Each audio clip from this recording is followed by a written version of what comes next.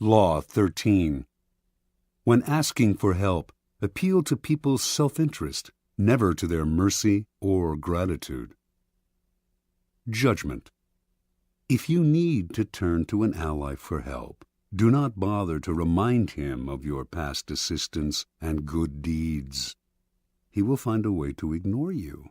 Instead, uncover something in your request or in your alliance with him that will benefit him and emphasize it out of all proportion. He will respond enthusiastically when he sees something to be gained for himself. Observance of the law. In 433 BC, just before the Peloponnesian War, the island of Corcyra, later called Corfu, and the Greek city-state of Corinth stood on the brink of conflict. Both sides sent ambassadors to Athens to try to win over the Athenians to their side. The stakes were high, since whoever had Athens on his side was sure to win, and whoever won the war would certainly give the defeated side no mercy. Corcyra spoke first. Its ambassador began by admitting that the island had never helped Athens before, and in fact had allied itself with Athens' enemies. There were no ties of friendship or gratitude between Corcyra and Athens. Yes, the ambassador admitted, he had come to Athens now out of fear and concern for Corcyra's safety. The only thing he could offer was an alliance of mutual interests. Corcyra had a navy only surpassed in size and strength by Athens' own. An alliance between the two states would create a formidable force, one that could intimidate the rival state of Sparta. That, unfortunately, was all Corcyra had to offer. The representative from Corinth then gave a brilliant, passionate speech in sharp contrast to the dry, colorless approach of the Corcyran. He talked of everything Corinth had done for Athens in the past. He asked how it would look to Athens' other allies if the city put an agreement with a former enemy over one with a present friend, one that had served Athens' interest loyally. Perhaps those allies would break their agreements with Athens if they saw that their loyalty was not valued. He referred to Hellenic law and the need to repay Corinth for all its good deeds. He finally went on to list the many services Corinth had performed for Athens and the importance of showing gratitude to one's friends.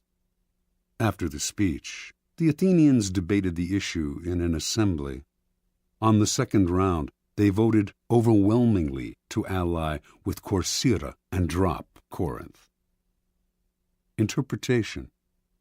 History has remembered the Athenians nobly, but they were the preeminent realists of classical Greece. With them, all the rhetoric, all the emotional appeals in the world could not match a good pragmatic argument, especially one that added to their power. What the Corinthian ambassador did not realize was that his references to Corinth's past generosity to Athens only irritated the Athenians, subtly asking them to feel guilty and putting them under obligation. The Athenians could care less about past favors and friendly feelings. At the same time, they knew that if their other allies thought them ungrateful for abandoning Corinth, these city-states would still be unlikely to break their ties to Athens, the preeminent power in Greece. Athens ruled its empire by force and would simply compel any rebellious ally to return to the fold.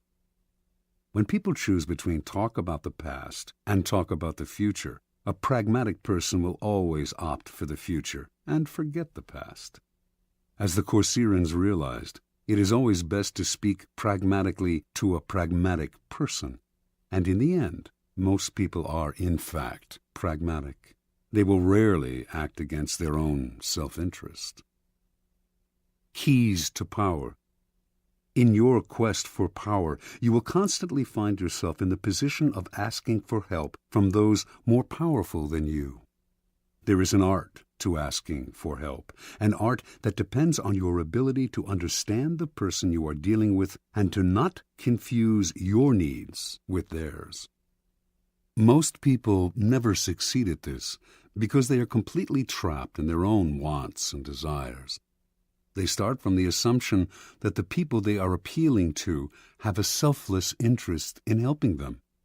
They talk as if their needs mattered to these people, who probably couldn't care less. Sometimes they refer to larger issues, a great cause, or grand emotions such as love and gratitude. They go for the big picture when simple, everyday realities would have much more appeal.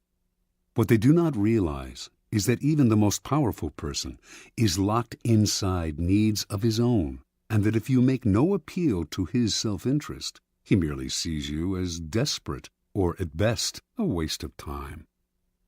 A key step in the process is to understand the other person's psychology. Is he vain? Is he concerned about his reputation or his social standing? Does he have enemies you could help him vanquish? Is he simply motivated by money and power? When the Mongols invaded China in the 12th century, they threatened to obliterate a culture that had thrived for over 2,000 years.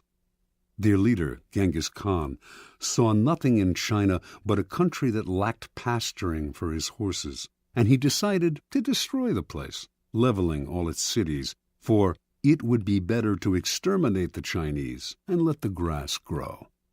It was not a soldier, a general, or a king who saved the Chinese from devastation, but a man named Yelu Chucai. A foreigner himself, Chucai had come to appreciate the superiority of Chinese culture. He managed to make himself a trusted advisor to Genghis Khan and persuaded him that he would reap riches out of the place if, instead of destroying it, he simply taxed everyone who lived there. Khan saw the wisdom in this and did as Chucai advised. When Khan took the city of Kaifeng after a long siege and decided to massacre its inhabitants, as he had in other cities that had resisted him, Chucai told him that the finest craftsmen and engineers in China had fled to Kaifeng, and it would be better to put them to use. Kaifeng was spared. Never before had Genghis Khan shown such mercy, but then it really wasn't mercy that saved Kaifeng. Chucai knew Khan well. He was a barbaric peasant who cared nothing for culture, or indeed for anything other than warfare and practical results. Chucai chose to appeal to the only emotion that would work on such a man: greed. Self-interest is the lever that will move people. Once you make them see how you can in some way meet their needs or advance their cause, their resistance to your requests for help will magically fall away. At each step on the way to acquiring power, you must train yourself to think your way inside the other person's mind, to see their needs and interests, to get rid of the screen of your own feelings that obscure the truth. Master this art, and there will be no limits to what you can accomplish.